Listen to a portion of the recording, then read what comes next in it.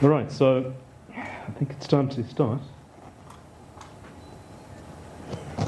Okay, good afternoon, ladies and gents. My name is David Robert Lewis. I'm an activist, technologist, and journalist, and I'm here to introduce you to the electronic struggle. Just before we start,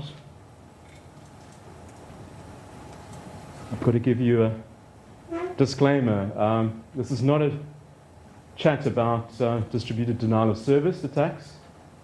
It's not about tools such as the ping of death, email bombs, clobbering servers with HTTP calls, and so on.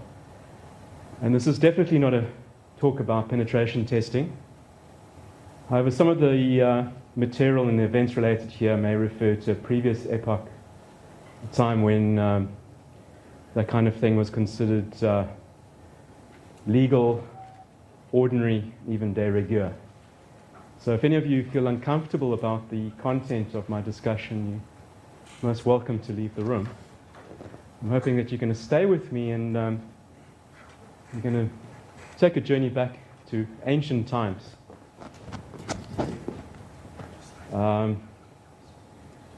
Back in the day, in the late 80s, early 90s, institutions such as University of Cape Town was connected by UUCP, Unix, NNTP, Popmail, Lynx, Gopher.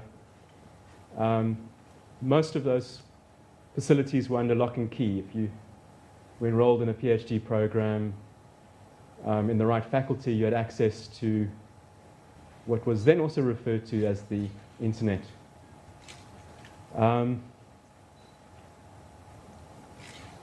At the same time that you had your campus organizations that are using systems that were point-to-point protocol, you'd have your mail downloaded, transferred, maybe twice a day if you were lucky, to other servers and other institutions and other servers. There was a free bulletin board scene. You know anything about the bulletin board scene? It was also a point-to-point protocol, and mainly on personal computers, on the good old IBM AT XT computers that you had to boot up with a floppy disk. I've got my first copy of IBM DOS from the computer lab on campus. I actually sneaked it out. I met a computer science student in the afternoon who then gave me what you would probably consider an illicit copy of an operating system that is now antiquated. So along with the free BBS system, I've got to just frame it for you. This is a period of campus unrest.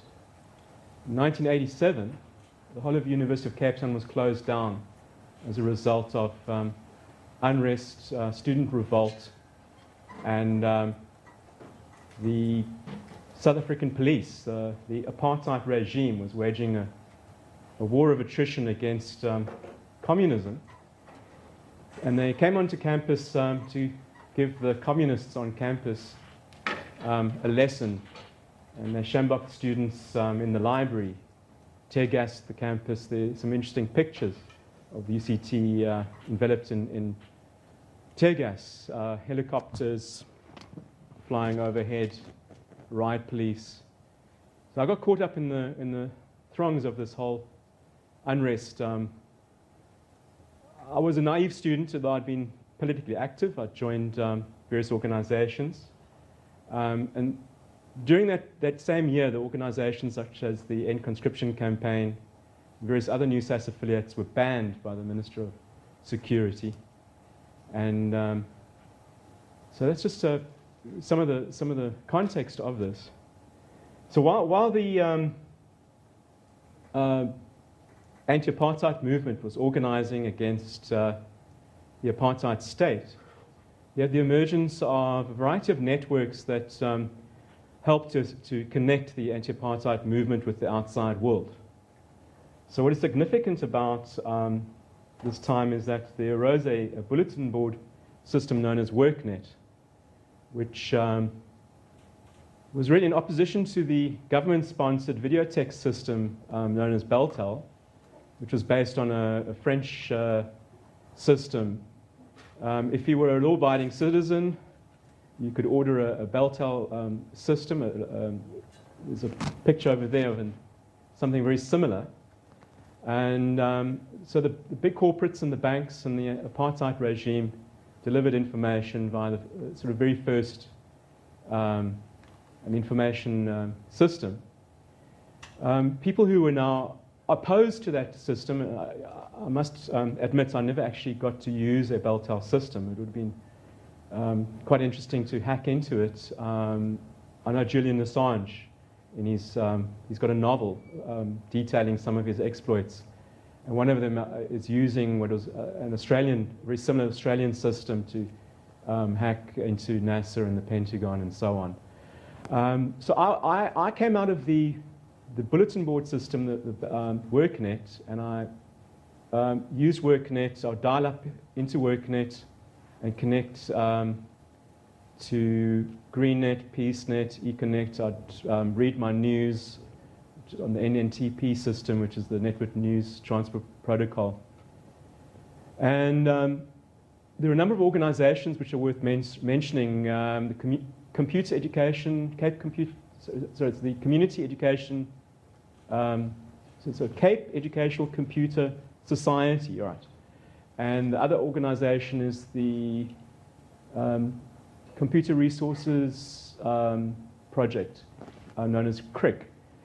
These were two organizations on the Cape Flats, and if you know anything about apartheid, it was a system that segregated people according to race. I started out as a white person and soon found myself being disenrolled from the white race as a result of my activism and as a result of my fraternization with people of color. I found myself on the wrong side of the law. And if you had a time machine, you could go back to the 1980s.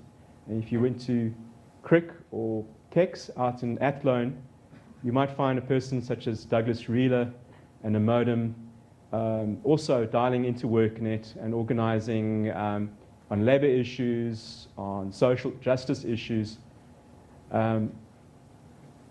So it was quite a frenetic period. The townships were burning. There was unrest, and the media outlets really carried the big story of our political leaders, F.W. de Klerk and Nelson Mandela, and the negotiations surrounding the end game settlement. What people don't realize is that while Nelson Mandela was being released, people were still being arrested and still being tried and put on trial for activities. So along with the bulletin board system, we also had the single monopoly operator called Telkom, which provided a one-size-fits-all phone service. It was really just one shade of beige, a device that you could order from Telkom and you'd get a bill.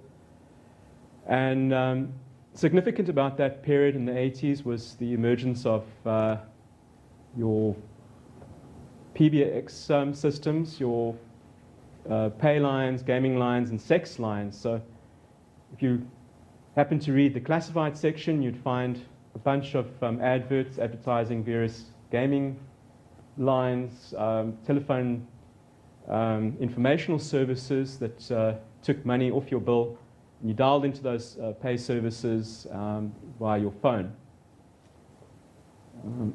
Let's go on to the next slide. Okay, we've got a bit of animation. All right, so the problem of apartheid was that it wasn't just something that happened in isolation. It has a history. And one of the ways of looking at that history is through technology. One of the companies associated with the regime was a company known as International Business Machines. And it itself was what you could call a repeat offender. IBM are notorious for aiding and abetting the Nazi regime, particularly the census data that was used to gather information on your German citizens during the 1930s.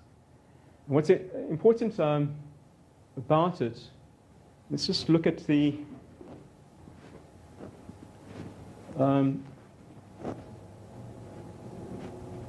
this guy, Herman Hollerith, in the 1880s, was a United States citizen.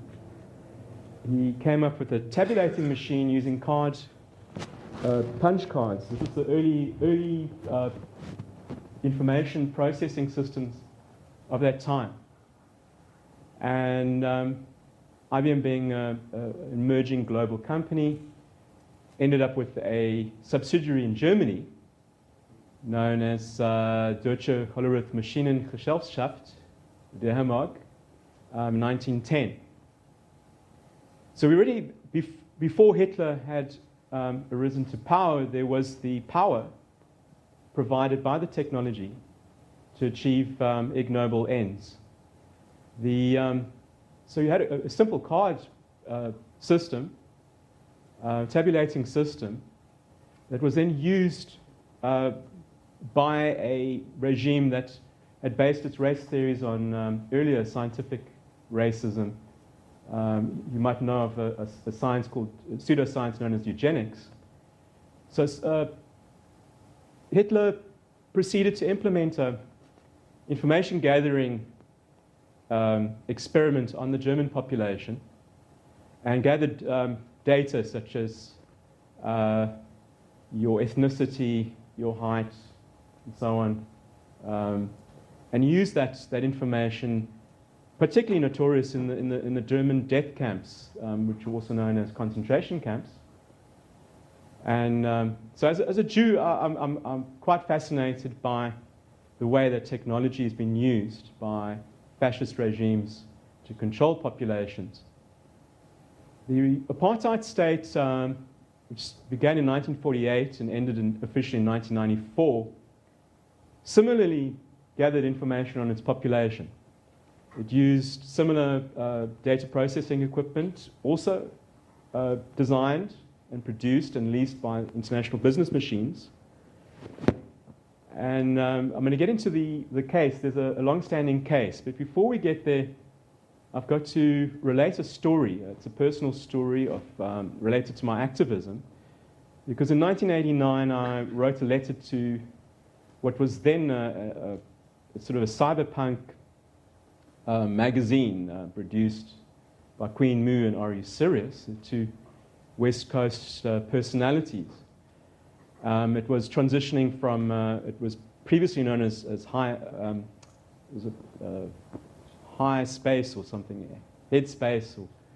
Anyway, it became Mondo 2000 in 1989, and I ended up with a letter published in issue 2 of Mondo 2000 under a pseudonym.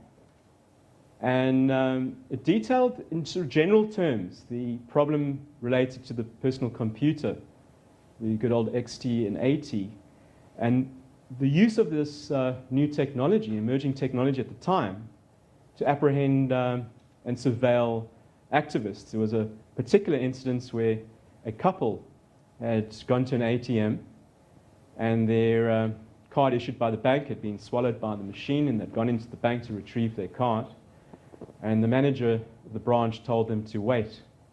And of course, the system was rigged to inform, and the special branch apprehended them. So there was a bit of consternation as to what the new technologies were being used for by the apartheid state. Bear in mind that this was a state that had, as it transpired, had death squads. And there was a particular incident at Vlakplaas, which is detailed in the Truth Commission final report. So my general activism around the use of technology by the state turned into something quite interesting, because there arose a case in the aftermath of the Truth Commission and the inquiry into apartheid. There arose this case that is still ongoing. It's one of the longest running cases in legal history. It's in the same status as the survivors of the Holocaust. And it's, as we know, apartheid was a crime against humanity. So what is there to be said about the IBM case? Well, as we stand, there are two significant cases. There are two groups of individuals.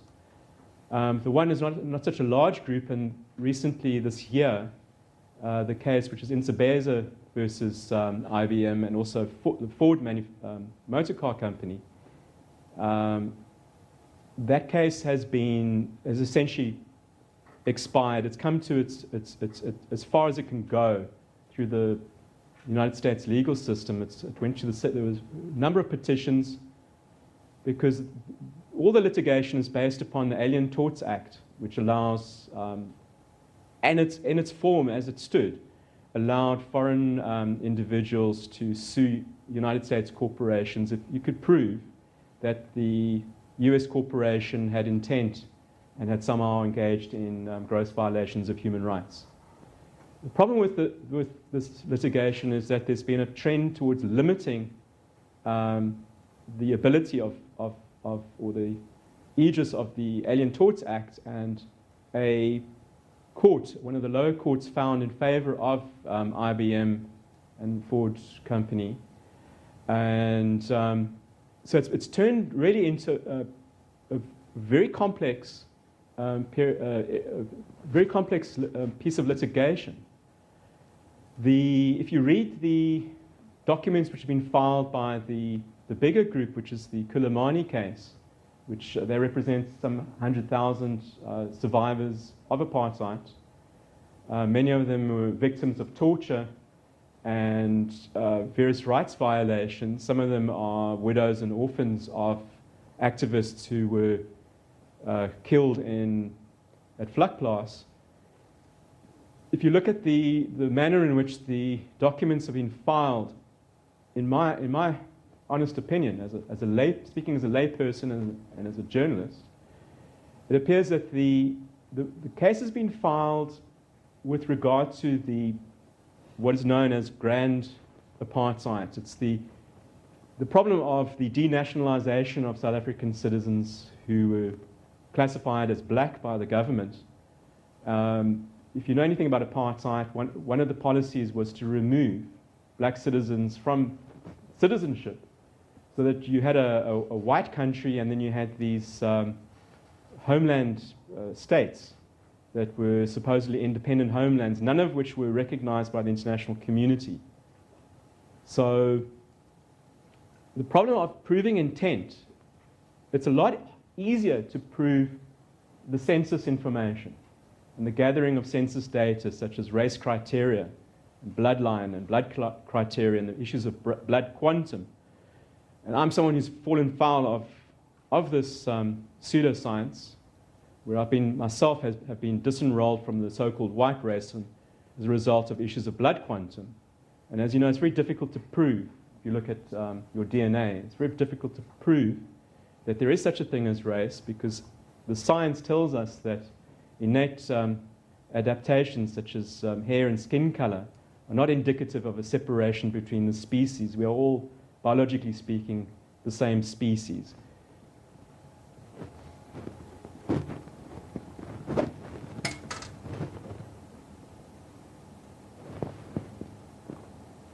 All right.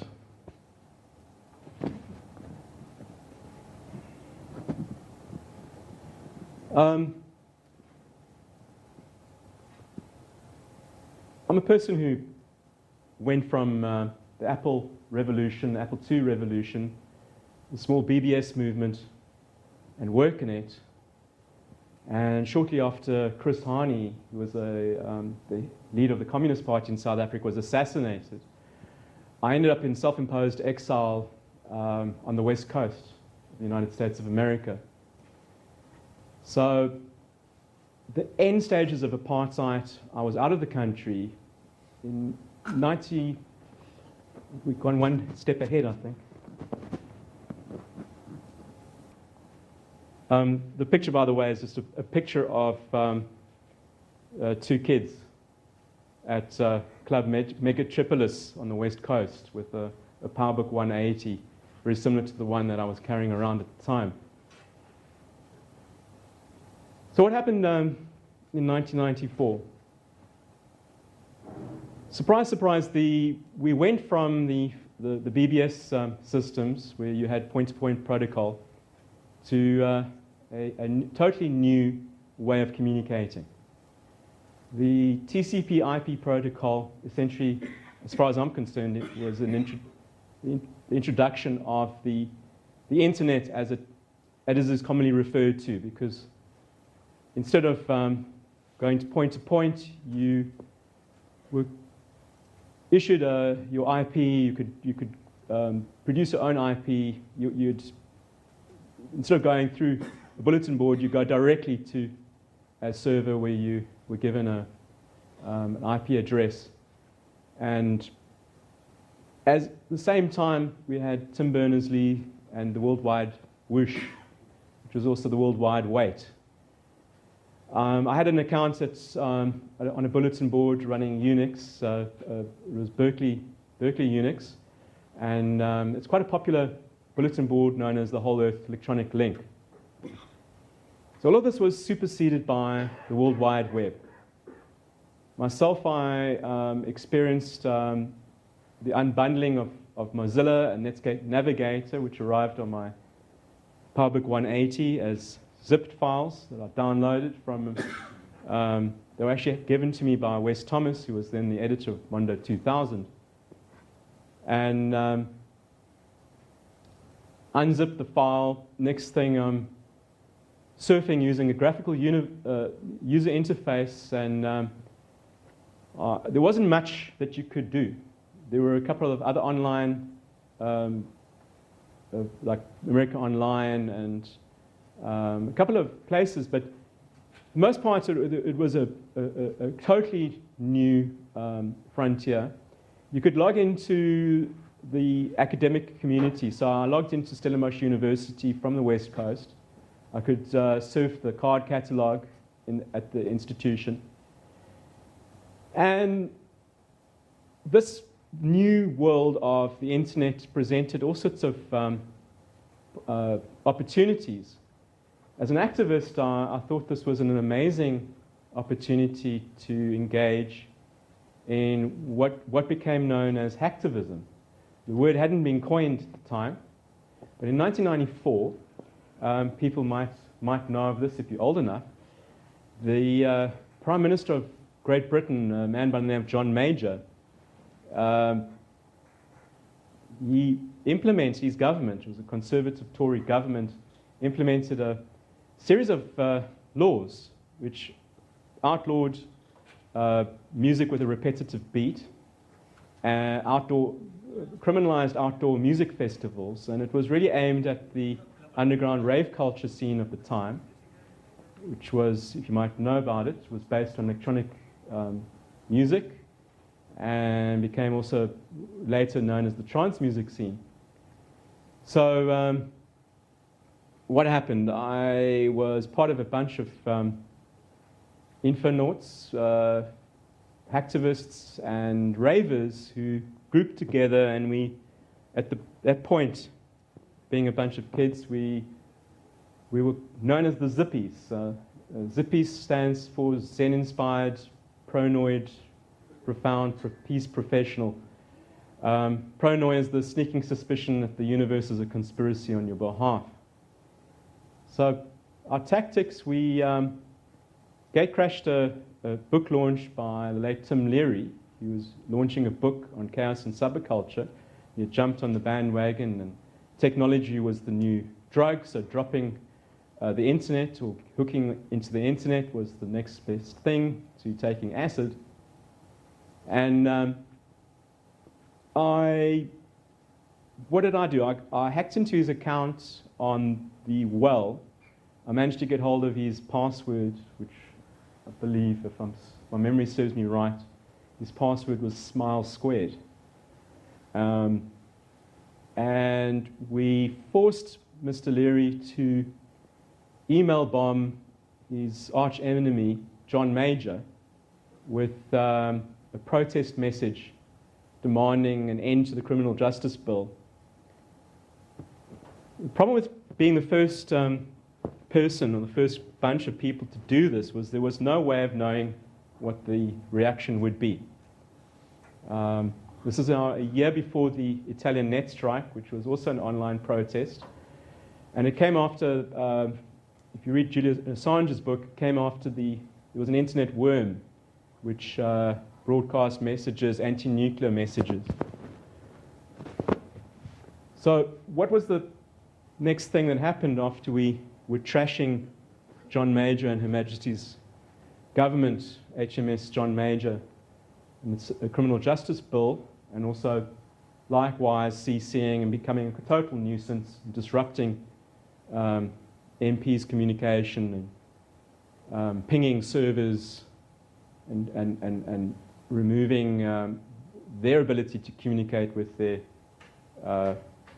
electorate, was, of course, there was a counter strike. So I ended up with a conversation with a man by the name of Mark Healy, who, if you are from San Francisco, you might know Mark Healy as an expat UK person who relocated to the West Coast and became involved in the dance culture, the nightlife scene. He had a magazine. So I ended up with a telephone call crapping on me because the Morph servers that we had used as one of our bases on the internet, the Morph servers had now fallen over as a result of the data coming back after we had sent a lot of data, a lot of page calls, a lot of pings, and a lot of really large files as part of through the POP servers.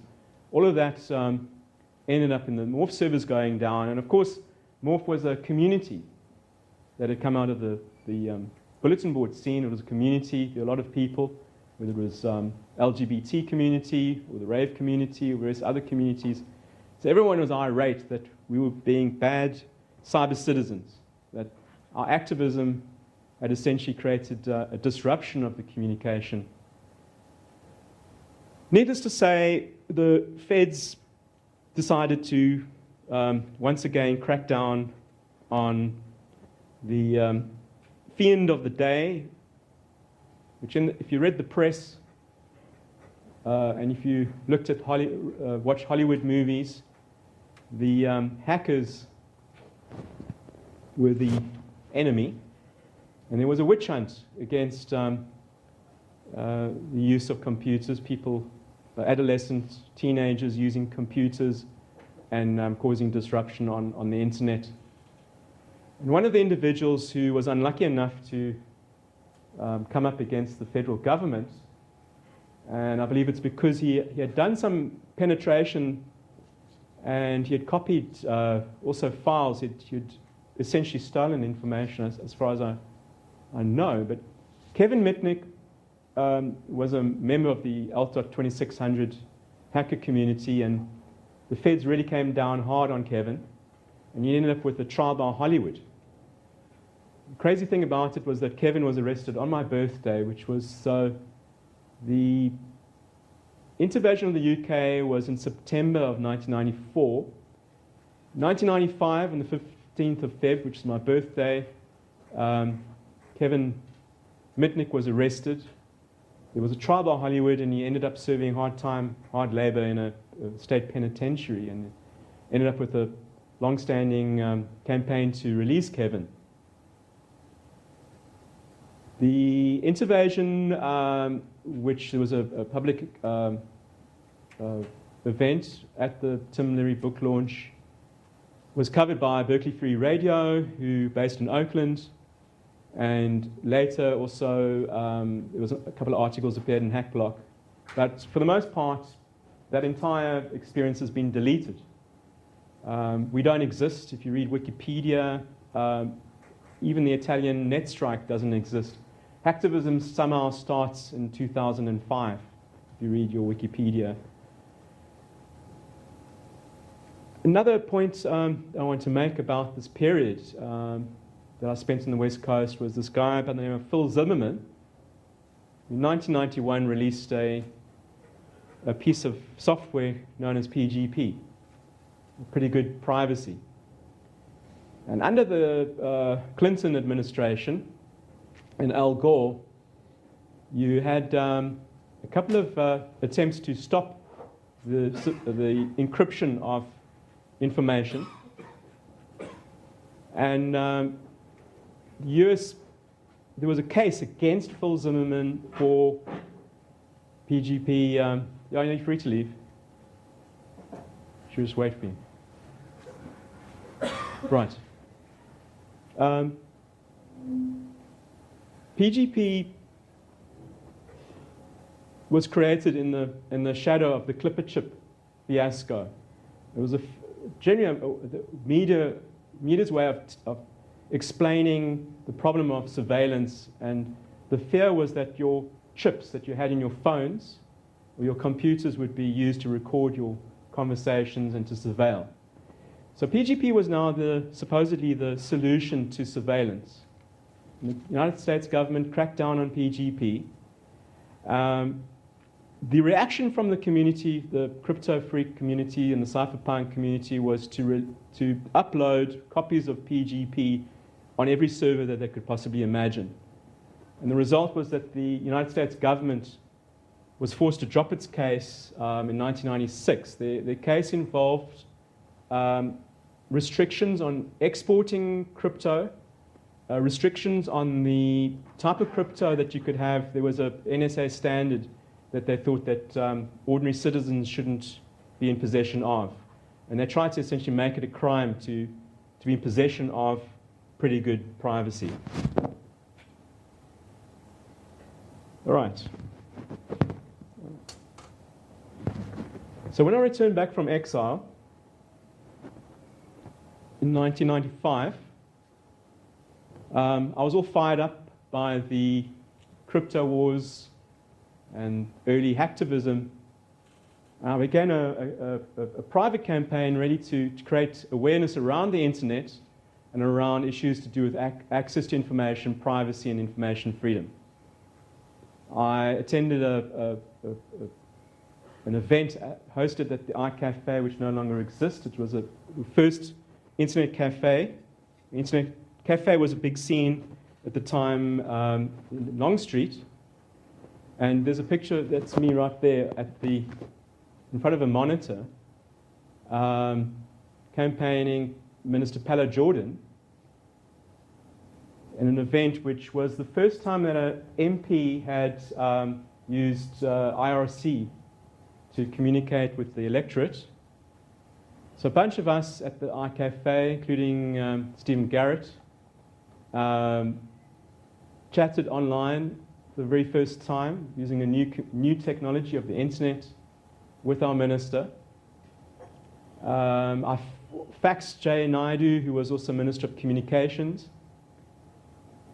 And what is significant about this period, 1995, is that after 1994, which was the first democratic election where a majority government was elected, there was a period in which we engaged as a country in writing a piece of legislation which would become known as the Bill of Rights. It's just a note here that I also handed Mr. Jordan, who attended after the chat session. He arrived with his entourage. Palo Jordan was really the ANC ambassador at the United Nations, and it was quite a significant persona in terms of the history of this country. So he arrived, and I handed him a copy of the Virtual Community by Howard Rheingold, and there was an effort to really educate our politicians about information rights. And we ended up with a document which is very much a document of its time. It's a document which was written in the light of the rise of the internet and the dot-com bubble. So we ended up with two very interesting pieces of legislation in the Bill of Rights. There's Article 14, which is the right to privacy, i.e. the right not to be surveilled, not to be exposed to intrusions by our government or by commercial entities. And then Article 32, which is it's a the access to information clause is a sub-clause of the freedom of expression. I feel it would have been better if that actually had a completely separate clause with number 1 being access to information.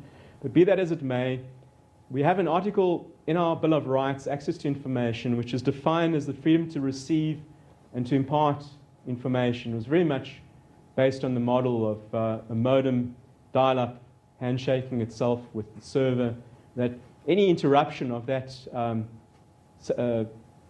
relationship which was considered sacrosanct would be a violation of our Bill of Rights.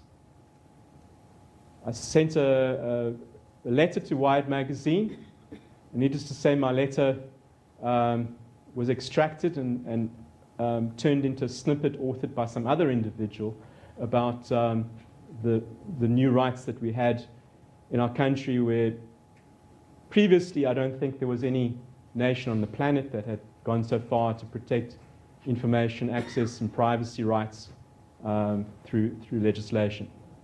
The bill was signed by Nelson Mandela on the 31st of December 1996, and this year marks the 20th anniversary of the founding of our Bill of Rights. The result was a 15-year reprieve from obnoxious intrusions on privacy and violations of freedom of access. For the most part, our country has respected issues such as net neutrality. Right. There have been a number of important precedents protecting users' rights to information access. It's been very difficult to clamp down, for instance, on so-called copyright offenders, difficult to regulate traffic, and ISPs on by and large are protected from liability. The internet's generally considered a human right, and I'm not going to go into my Lewis versus big data, my piece of I just want to get to the next very important slide. So for 15 years we had a reprieve from oppressive laws. After 9/11, things went from relatively okay to quite bad. You saw the rise of RICA, which is the Regulation of Interception Communication Act, which allows our government to spy and to gather information over the mobile networks. In 2010, a proposal by a man by the name of Malusi Gigaba was, if it wasn't defeated, it was essentially shelved because of activism by persons such as myself. Gigaba's draconian piece of legislation would have essentially created a national firewall, very much like communist China. After the Polokwane conference, which elected Jacob Zuma to the presidency, and just a note, Jacob Zuma has a background as a man involved in intelligence. There's an organization called Mbakodo. So after Polokwane, we've had several pieces of laws that all violate the premise and principles in our Constitution, and each one of them pretty serious. And they've all been proposed in 2015. There's the Film and Publications Regulations Bill, which has been labeled by the EFF, which is not the local political group, but the Electronic Frontier Foundation, as Africa's worst new internet censorship bill. It creates paid censors and places all media under prior restraint under the guise of curbing child pornography and sexual deviance.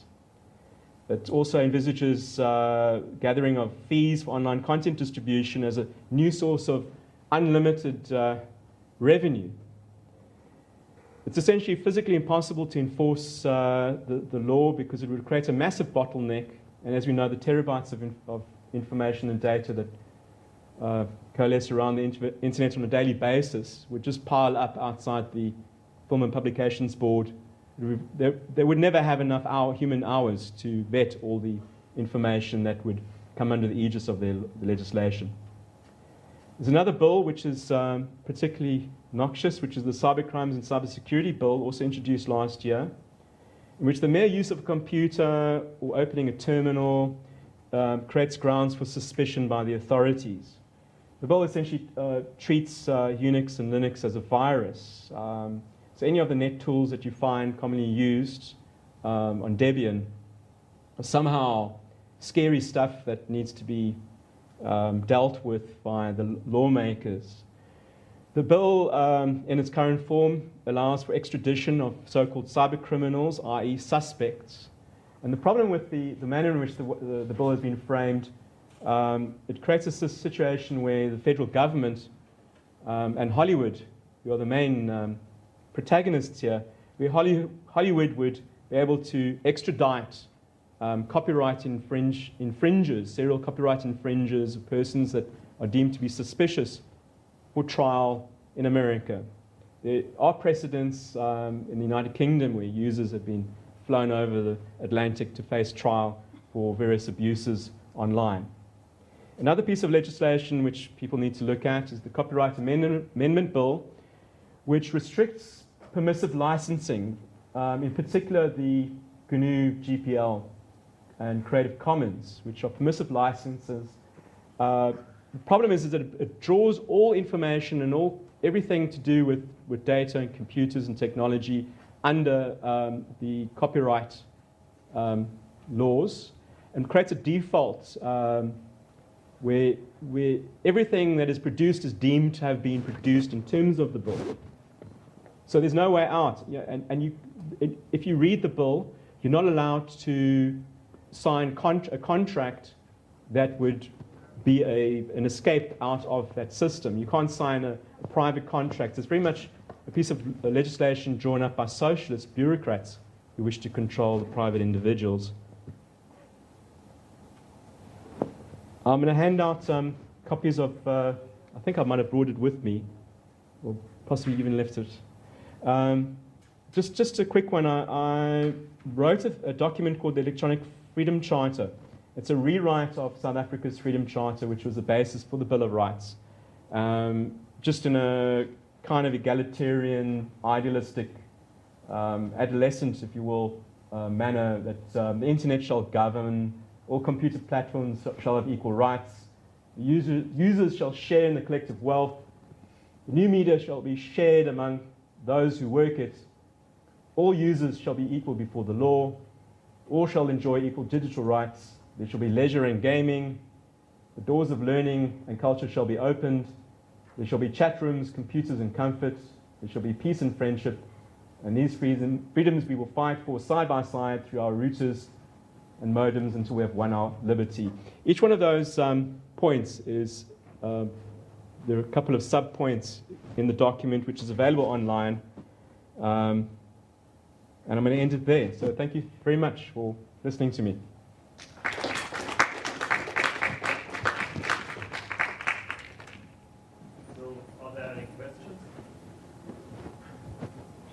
Right. Any questions? On that copyright assignment bill, if somebody in South Africa takes his work and licenses it under Creative Commons, so kind of he retains copyright but allows a free use in any of the Creative Commons cases, is that covered? Is that okay? The default is that even if you release something under a permissive license, it still would be in terms of the copyright law which, as I've said, does not recognize permissive licensing. It's a crazy piece of legislation that's written in a vacuum by people who clearly do not understand what the Creative Commons or the GPL is all about. Can you clarify what you mean by default? Is there a way to opt out so that you can give a There permissive is no, license? there is no out. You would need a court order or a constitutional challenge. The fiat of the ruling ANC government would essentially it would run completely contrary to the principles enshrined in our constitution.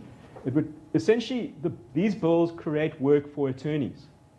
They create an environment in which, unless you have a large amount of money, able to procure attorneys, it's a way of soliciting business for the legal profession. Does that answer your question?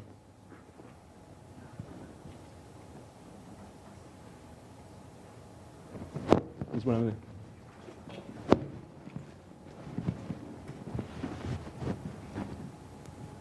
So is there a sort of layman summary of this copyright bill? I think a lot of people would be pretty interested. That's a very good point. I don't think there is a layperson's summary of the bill, although I have written about it. That's a very good way to raise consciousness and awareness. So anyone feels up to it.